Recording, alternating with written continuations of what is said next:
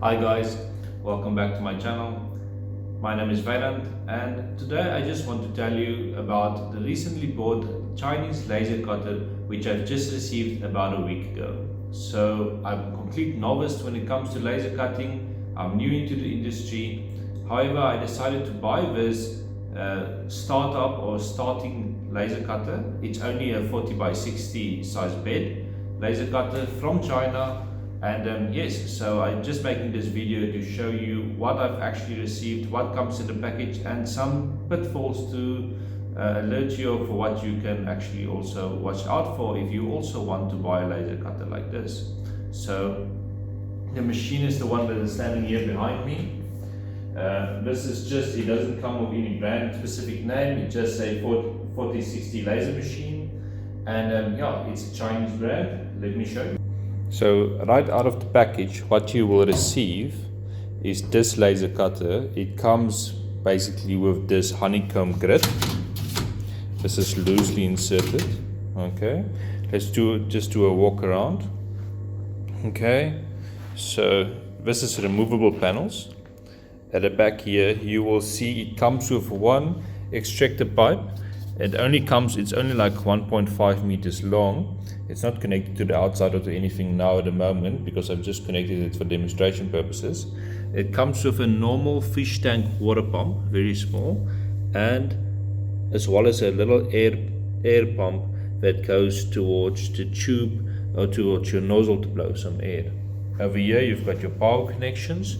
Here at the moment I've connected the air pump and the water pump into the machine directly, which powers from here, and here the 220 volt AC adapter will go in.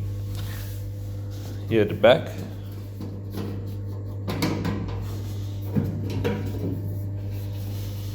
this is where the actual tube is, the laser tube.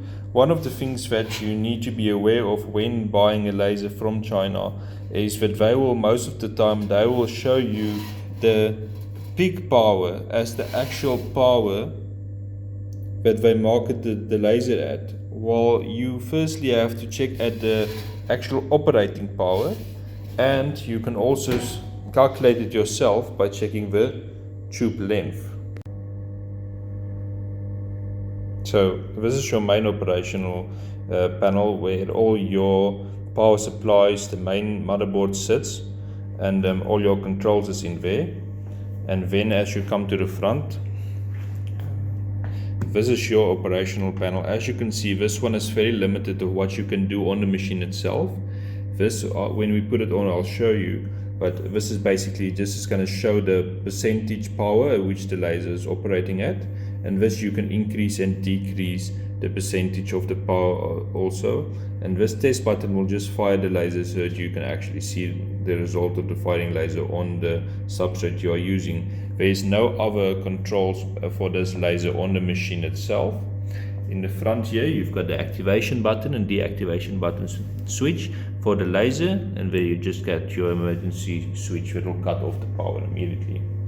So one of the biggest pitfalls that I've immediately experienced with this laser, basically when I got this, is the accuracy of workmanship when they've put this thing together. I believe that everything that they've cut with a machine or a CNC before when they've manufactured this, that is pretty accurate.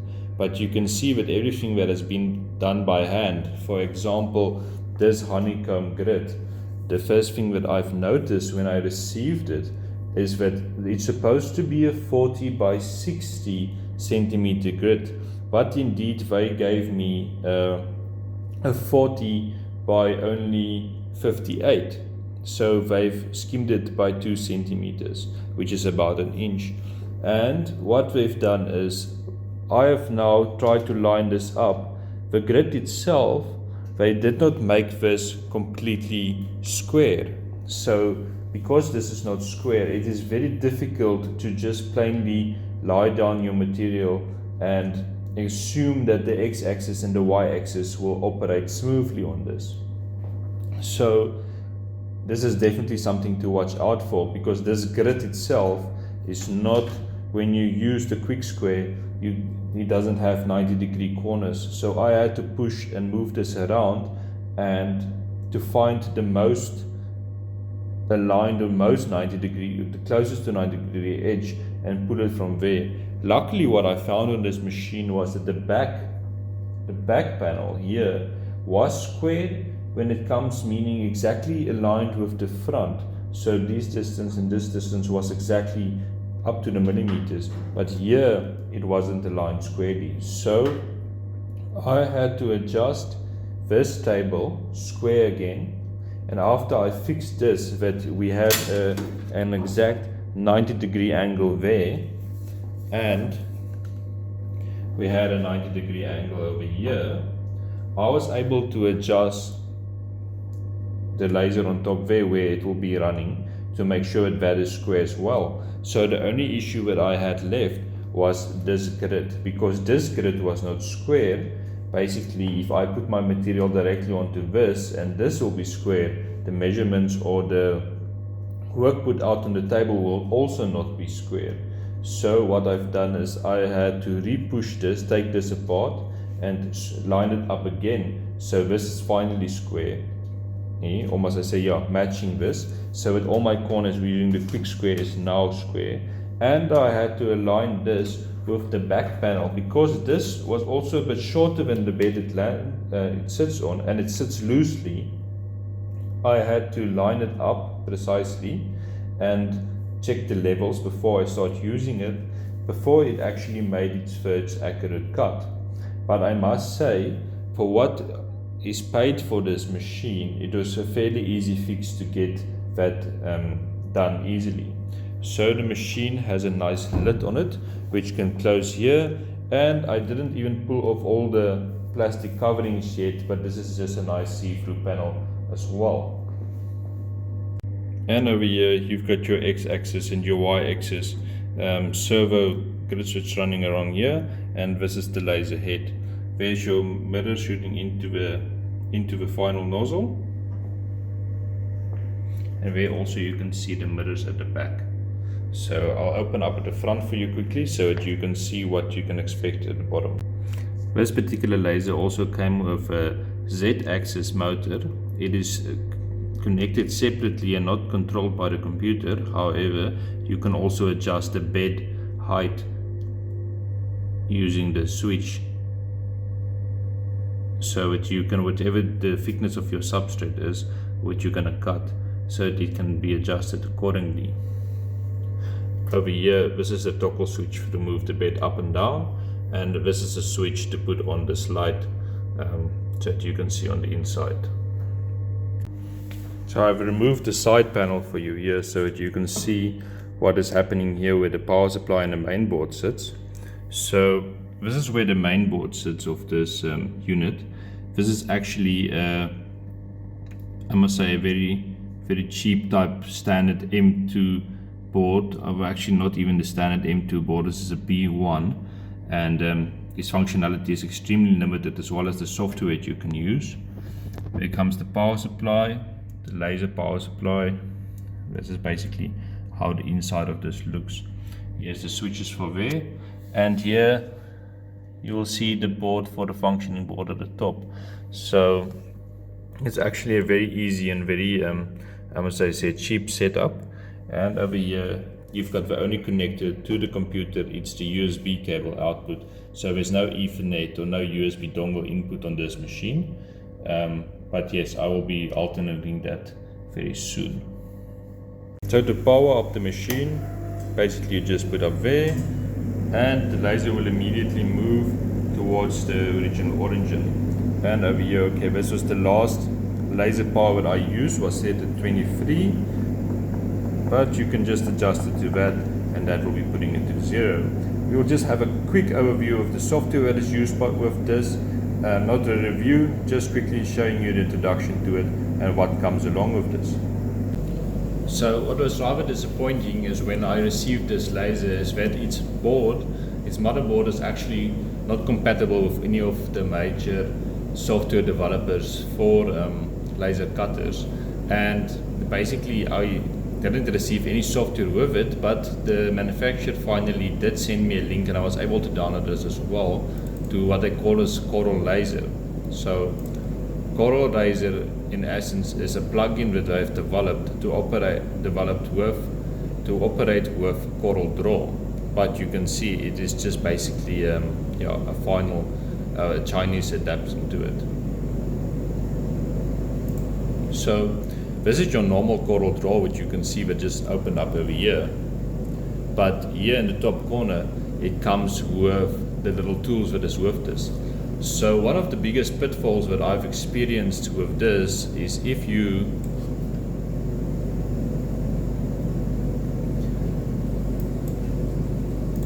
were to draw a little square over here, and you will open your, for example, your cutting field here.